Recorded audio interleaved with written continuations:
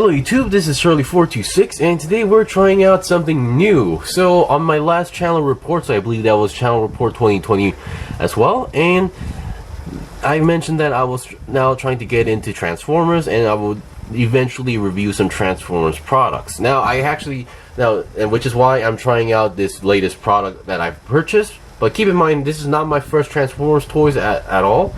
I actually used to buy some Transformers toys when I was a younger kid, although they were mostly from the Bayverse, and I really did not like them. Their quality was bad, and they didn't look like anything like in the movie. So I was very disappointed at the time, and after a few years, I gave it another shot, which the first purchase I made from Hasbro was the Commander Class Jetfire, and I was amazed by it. I haven't reviewed it yet because it's just a big figure and I have trouble fitting in my setup, so I'm still figuring out how to do that. And then after that I bought the Commander Class Skylynx, which is another amazing figure, so I decided to give another a different class a try, and that was the Studio Series Voyager Class Hot Rod. Now I'm gonna be honest, I did not grow up with the G1 series as well, but I actually did study, read, and watch a lot of reference recently to now understand, or basically know the basics of these characters as well. So hopefully I can get some stuff right, and this is going to be an interesting review for me as well, so because you're going to be now hearing some opinions from a Gunpla guy rather than a fully dedicated Transformers guy like you see on YouTube, because I actually have seen a good amount of Transformer YouTubers and reviewers as well. So I feel like this is going to be a interesting way of saying things. Alright, so now let's get on to the review. So this is the Studio Series Hot Rod. So this is basically another one of those characters where he's like he's eager for adventure, eager for action, and later he becomes Rodimus Prime after Optimus Prime's death. Hopefully that's not considered a spoiler at this point, so because it's been a long time. Alright, so let's go over some components. So first of all, I brought out the box because I just wanted to show you guys this, and I'm kind of surprised that this thing was actually officially released in Korea, because for those who don't know, first of all, I work in a Korean toy company. No, it's not Hasbro Korea or Bandai Korea, it's a pure Korean toy company. I'm not going to mention the name. But in Korea, if you're going to sell a toy, the toy has to go through a packaging exaggeration test. And the components inside the box has to take at least 65% of the inside of the product, and I feel like I'm surprised that this thing actually passed, but oh well. And I believe now there's one thing they actually give you on the inside of the box. There's this extra backdrop of cardboard paper, which seems to be the inside of Unicron. But yeah, I really never cared for those. Even Megabox Landbreaker had something similar, but I did not even care for that. Alright, other than that, let's see what we got for components. So first of all, what you get, of course, is obviously the Autobot Hot Rod himself. I think it's really almost accurate as the one we saw in the cartoon series or the G1 series, or the general design seems pretty correct to me as well. And then here we have its components or equipment. So first of all, you get two blasters. Now, at first I thought these were the same blasters, but no, they're actually different designs, which is kind of interesting. And then we get a saw blade that looks more like a pizza cutter, but it actually spins. And actually, among the weapons, this is my favorite of the components. And then let's see what we got. So we get the Matrix of Leadership. Now I would like to point this out. You can there's no way to actually put it inside his chest, because the Commander Class Rodimus Prime actually recently has been released in certain countries like in the US, and apparently you can, according to the images, you can put the Matrix of Leadership on the inside of the chest. So I'm really looking forward for that, but I'm not willing to pay $130 for that in Korea. So I'm looking for a cheaper alternative. So that's that. And one thing I just noticed is that the front part looks very nice. Now this is all plastic. You might have seen like Jobby the Hong's review where like these parts are like made out of die-cast metal. In this case, they're not. They're just plastic. And if you look at the other side, I really don't know why. I'm not really too sure if this was really necessary to make a huge hole, unless like the Rodimus Prime, the way you put it in the chest, this is maybe there's a huge peg in the chest, and this is where it pegs in. Unless it's like that, I can understand. But if not, And then we get these two effect parts. Now these are basically blaster effect parts, although they kind of look more like spark effect parts, so that's kind of interesting. But still, you get two of those for the guns, and then this sparkling effect part, which is actually for the Matrix of Leadership. You can actually plug it in like that. So it plugs onto the side of the empty spaces on the handles, and bam, you got the shining matrix of leadership, pouring out light. So I'm pretty sure this is meant for when Hot Rod is fighting Galvatron, and he grabs the matrix of leadership from its neck and it starts glowing. So I believe this is trying to replicate that. My guess. Alright, now let's get him off the rotating stand because I'm actually getting dizzy. And let's see what we got. Now, first of all, my first impression after getting this from the box was that I was really, impressed by the quality. The quality has changed a lot over the years. Of course, like, for a few years, the only Transformers toys that we usually would get were, like, the Bayverse stuff for some time, and those I did not really enjoy. Of course, they also have been getting better and better as well, but I'm not sure. There's not much that I'm actually interested at this point, but there are a few I'm willing to try if I find the right price. But still, until then, oh well. So, the overall quality is very good. The plastic is okay, although I have heard some reports where some people got their pieces right over here, this yellow or this clear blue plastic piece cracked right off the box before they even got to transform it. So maybe there was a quality control issues, but luckily mine does not have anything like that as well. And I believe, like, back in the past, like certain like Transformers toys, they would be filled with stickers on the legs and such, but these ones, the Studio Series, I am not seeing any stickers at all. So that's a huge bonus for me, because even in Gunpla, the more stickers, the less preferable it is. Now let's go over articulation. So articulation was okay, but I would say not as great as typical Gunpla. So just before we start, here is a typical 1:1 44 scale HG kit from the Gundam Origins line. You can see the Voyager class Hot Rod seems to be a little bit taller than that, so that's a general size. Let's see what we got for articulation. And this thing, while unlike Gunpla, this thing has also like gimmicks hidden inside the figure. So I'll show you guys that as well. So the head, definitely looking very nice. It definitely looks like Hot Rod from the cartoon. Now I've also heard like these Studio Series, well, specifically a few characters, have gotten like a good amount of reference from their Masterpiece line. So the Masterpiece for Transformers is basically the ultimate, how should I say, the version of the character. It's like a perfect grade, if I have to like say that. So the ultimate grade for Gunpla, the ultimate grade for Transformers is like, Masterpiece line. So I believe they took some reference from that as well. So let's see what we got. So the head can go 360, but it's a very stiff connection, and I think it is a ball joint, so you can go down and up, but there's no neck joint as well. Now for Masterpiece line, I believe they tend, not for Hot Rod, but for certain Masterpiece, they would also give different expressions for faces. But for the Studio Series, there's no such thing. So it's pretty much stuck with one expression. So it's kind of like a neutral expression. I think that's what they call it these days. Although I think they did a really good job on the paint job. The gray, the red, and the blue eyes, they look very clean on mine. And then you can also flip this up, and then you can see this blue piece here. You can flip this to the front, and now you have a blue visor on the front. That is really cool. I actually really like this effect, this kind of small detail. So I'm going to leave it like that for now.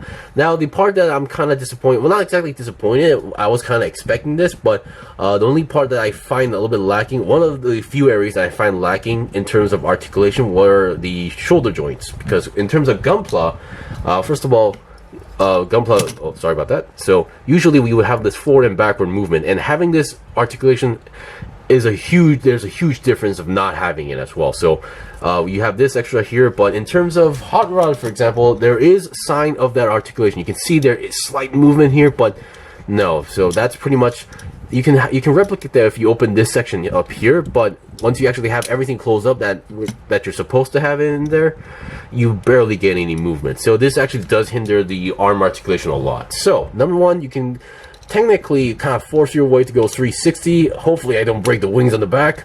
360 is possible. You can go to the side about 90 degrees, but since you don't have any shoulder, this forward and backward movement, so doing certain poses might be tricky. So yeah, you can kind of work your way around, but still it is time to time tricky. And there were times where I was trying to force move this without noticing, so I almost broke something. So it's not broken, but still, if you're like used to Gunpla articulation like me, you might accidentally try to force something on this, so be careful. Now the arms, you have the lower arm that can rotate 360, and then you can bend a little bit more than 90 degrees, so that's actually a pretty good bend if you ask me.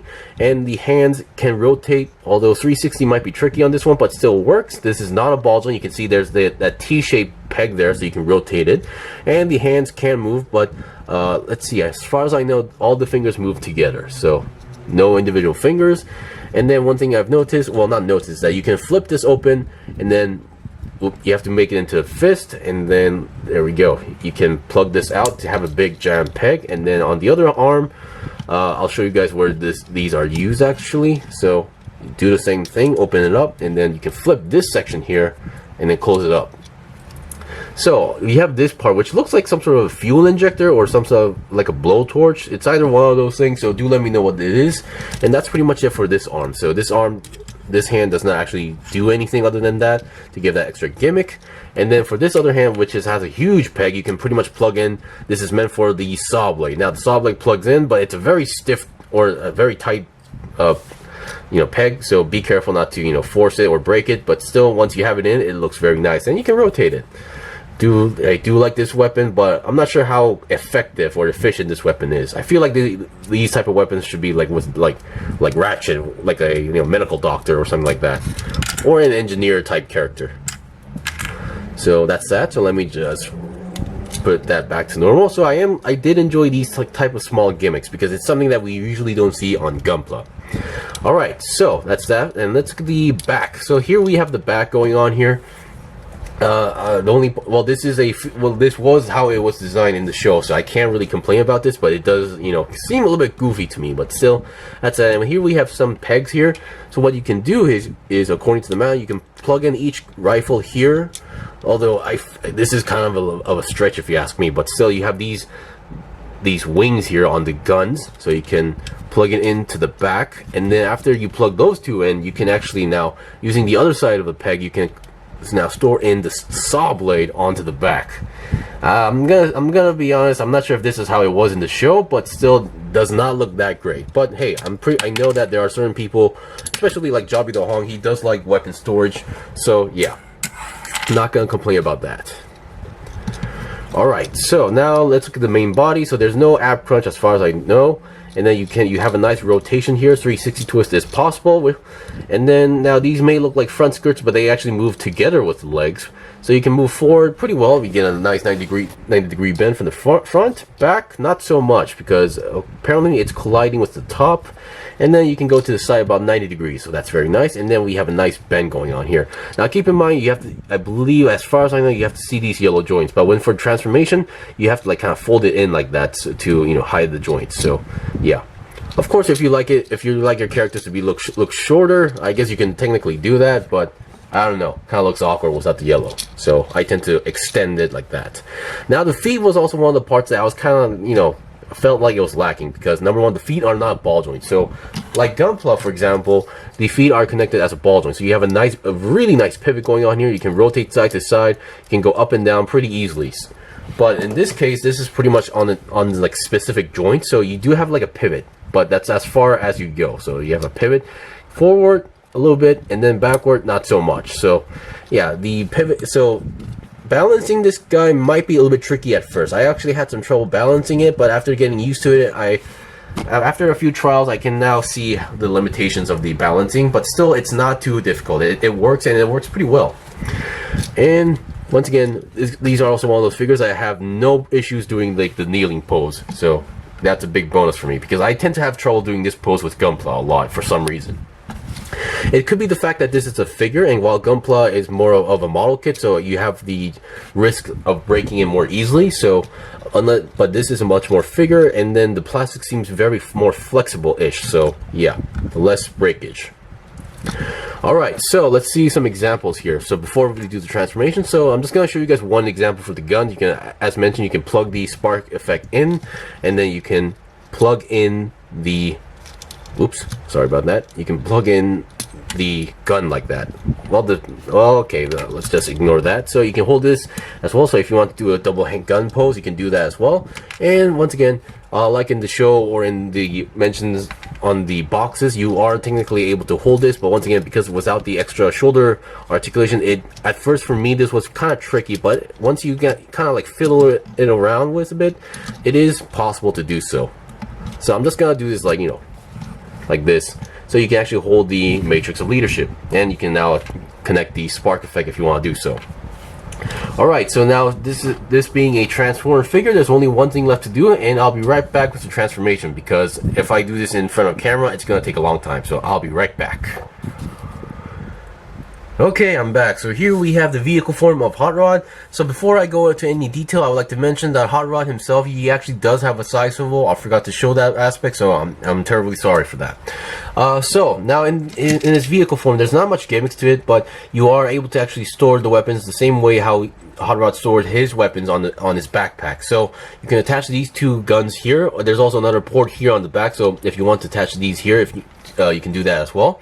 Now, according to the manual, you are also able to plug in the saw blade here. Now, I've done this a few times, and I already see some stress marks. You can see a stress mark on the saw blade here. I'm not sure if you can see that, but yeah.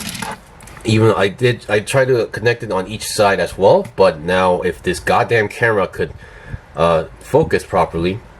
There we go. So you can see there's a stress mark here, and then even on the other side, I'm already getting some stress marks right over here. So I'm not going to attach this here. Not the best connection, because it was definitely stiff, and I was kind of forcing it, and this is what happened. So I'm not going to risk breaking this anymore. So just letting you know, the manual does mention here that you can attach the saw blade, but I don't recommend it at this point. And then also for the effect parts for the gun, you can attach it to the back of the pipe, so to give that extra boost effect. Definitely looking very good. And then the only kibble, if I can mention, would be the head inside on the seat, but still, thanks to the dark blue clear plastic, it doesn't really show that well. And here we have the bottom section here. Well, this is kind of unavoidable, so, and I think they did a pretty good job looking and make it look compact. And that's pretty much it for the review. So I am actually satisfied with the Studio Series G1 Hot Rod. So if there's another Studio Series I would like to try, it would be the G1 Grimlock, because I've also been hearing a lot of good stuff about that. Anyway, thank you for watching the review. Hopefully this review was interesting for you guys to, you know, see, because hearing some opinions from a Gunpla guy for reviewing Transformers. If you'd like to see more, do let me know. Anyway, thank you for watching the review. If you guys got any questions or requests, leave a comment below. I still have more stuff to buy and build and make reviews out, so please stay tuned. Until then, see you guys next time.